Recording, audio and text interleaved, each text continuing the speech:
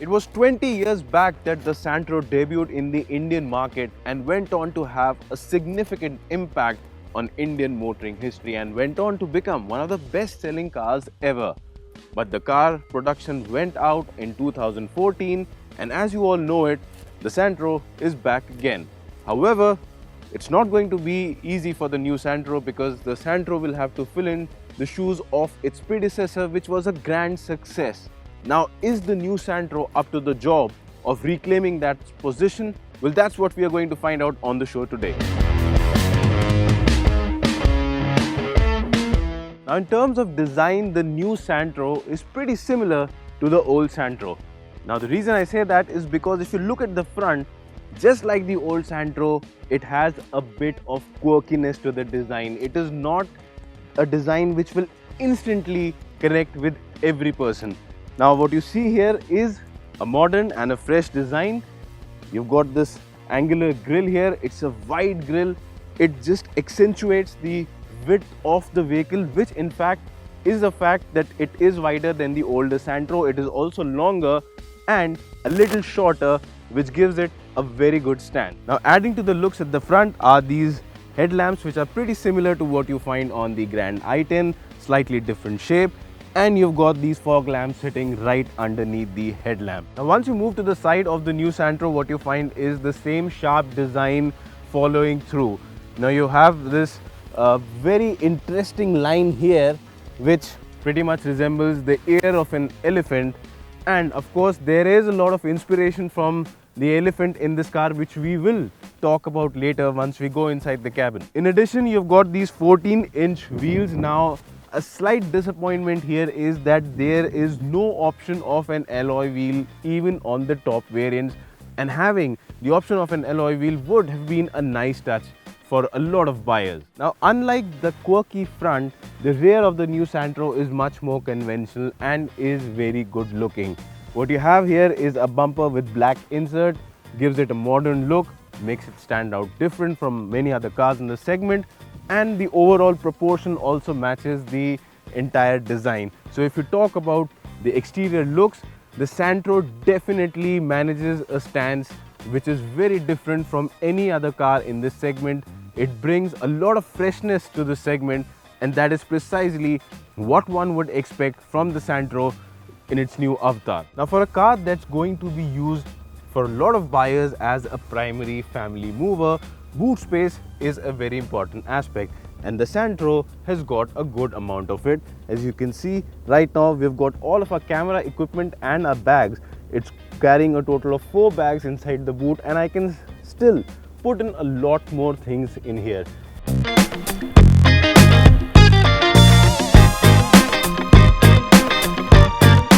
Now once you're inside the cabin of the new Santro, what instantly greets you is premium appeal. Now for this segment, the kind of interior the new Santro offers is a new benchmark in this segment. You've got this great looking dual tone dashboard, and the plastic quality itself is very nice. The fit and finish quality too is nice. Now if you remember, I told you when talking about the exterior design, a lot of inspiration has been drawn from elephant.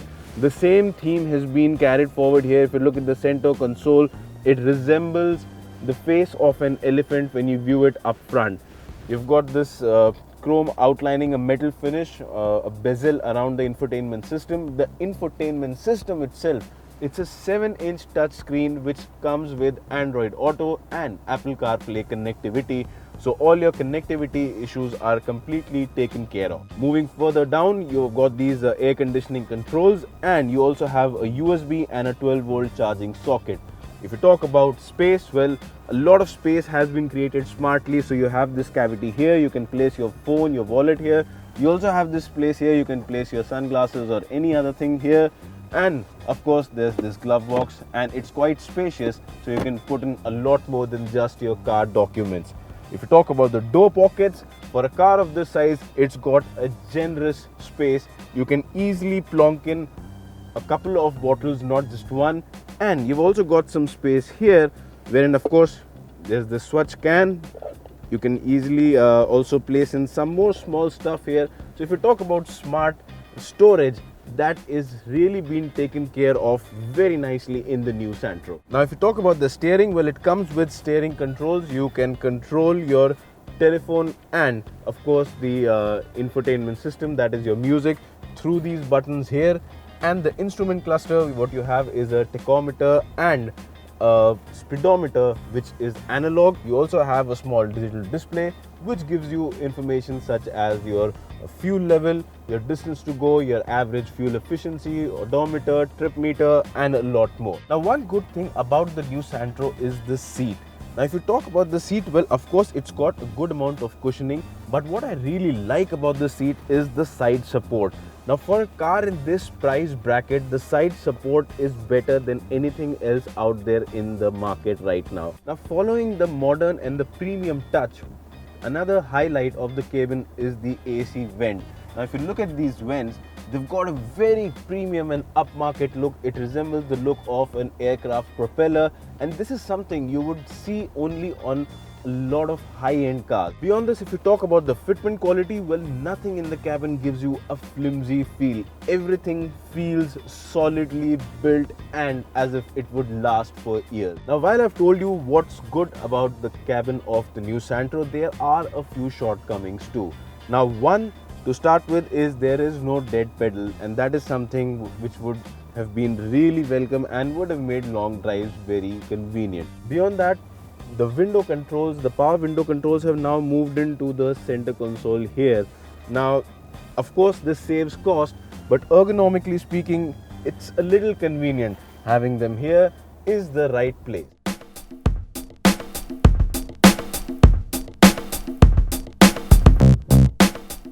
So now I'm in the rear seat of the new Santro, and as you can see from the feel of it, well, space is not a problem in the new Santro.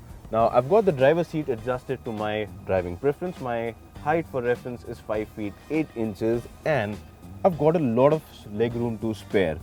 Also, the floorboard has a slight incline, so that just makes it a little more convenient to rest your legs over long journeys.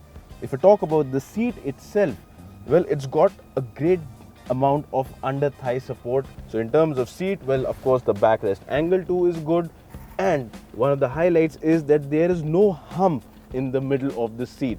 So what this does is that if you've got 3 passengers to sit at the rear seat, well, all of them can sit comfortably. Now of course, being a tall boy car, you wouldn't expect any sort of problems with the headroom, and that is the case with the Santro. Well, no problem at all. So even if you're someone who's tall, you'll not have your head brushing against the roof of the car. Another segment first feature in this car is this rear AC vent, and while some might argue you don't really need it for a car of this size, but it actually just makes life a little more easier for rear occupants, especially when you're living in one of the warm areas in India.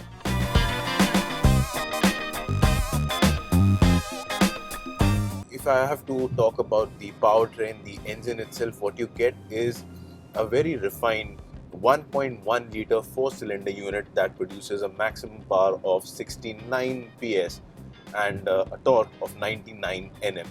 Now, while the figures may not be that exemplary, what really is the highlight of this engine is its layout, the 4-cylinder unit. Now in this segment, usually what you would get is a 3-cylinder engine, but this being a 4-cylinder engine is very smooth. You do not get the vibrations and the jerks that you would usually encounter in a 3-cylinder unit. It's also very refined, and the NVH insulation inside the cabin too has been done very well. Now the engine is a very smooth unit and it has got almost no lag. Anywhere above 1200 RPM the engine feels well in its power band, and once you cross 3000 RPM, well, that's when you can experience the best that this engine has to offer. What you get in terms of transmission is a choice between an AMT, which is a global first for Hyundai and has been developed entirely in-house, and you also have the regular 5-speed manual transmission. Now the 5-speed manual transmission that I'm driving right now, it has been paired very well to the engine. The ratios perfectly complement the car and the kind of driving that it should offer, and as a result of that, city driving is a breeze. You do not have to shift gears a lot. And if you talk about the AMT, well, the AMT is quite a revelation. The unit works phenomenally well when you compare it to the competition, and Hyundai has put in a lot of effort. And although it is late to the party, but it has made up for it by producing an excellent unit that doesn't really have as much lag that you would see on many other cars. And the best part about it is that when the gearbox shifts, when the gears increase or decrease, there is no jerk. It is a very smooth transition, and that for me is the highlight, and that for me is the defining point of the AMT in the new Santro. Now, one other good thing about the engine is that on highway, if you have to do a quick overtaking maneuver, especially the long trailers, well, it's still not a problem. So despite being a car that is primarily aimed at urban usage, the Santro fares well on highway and can easily tackle triple-digit speeds. So now, driving the Santro since yesterday, what I can tell you about the fuel efficiency is that it gives you very healthy numbers. In city, the best that I've got right now is about 15 kilometers to a liter, and on highway, the number went up to as high as 22 kilometers. So that gives you a very good average fuel efficiency, and it perfectly suits your daily run. Now, in terms of ride and handling, the Santro turned out to be quite an impressive car. Now, being a tall boy car, you would expect it to have a lot of body roll, probably not that stable around corners, but that is not the case with the new car. It has been engineered well. The suspension, the chassis, all of it comes together and gives you a lot of stability in straight lines. So even if you're doing triple-digit speeds on the highway, the car is stable. Even if you're braking hard from the triple-digit speeds, the car doesn't really move around much, so it's safe in that aspect as well. In terms of brakes, well, it's got a standard front disc rear drum setup, and the setup works well. The new Santro is a very important car for Hyundai, and that's the reason why Hyundai spent about 700 crore rupees developing this car. Now the result? Well, I think it's a fabulous car. It's a very impressive car for its segment. It offers a lot of segment first features, and it comes with arguably the best interior quality. It comes with great safety. Even the base model comes with driver side airbag, ABS with EBD as standard. So that is a very impressive move by Hyundai in terms of safety. The top variant gets a reverse parking camera and front dual airbags.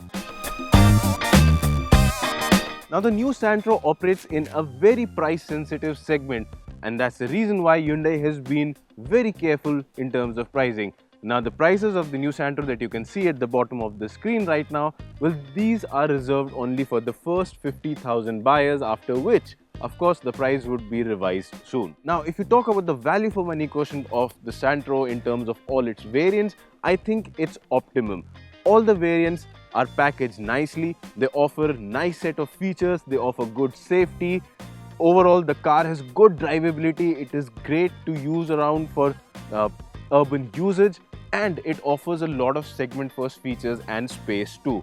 So if you put all that into perspective right now, it is a no-brainer. The Santro is easily the best car in its segment. Now what this means is that it's quite simple, and it's quite expected that the Santro will go on to become the sales leader in its segment. However, the interesting part will be when Maruti Suzuki launches the new WagonR next year, and it will be a great battle to witness, but that's for next year. For now, it's the Santro that is the king of the segment.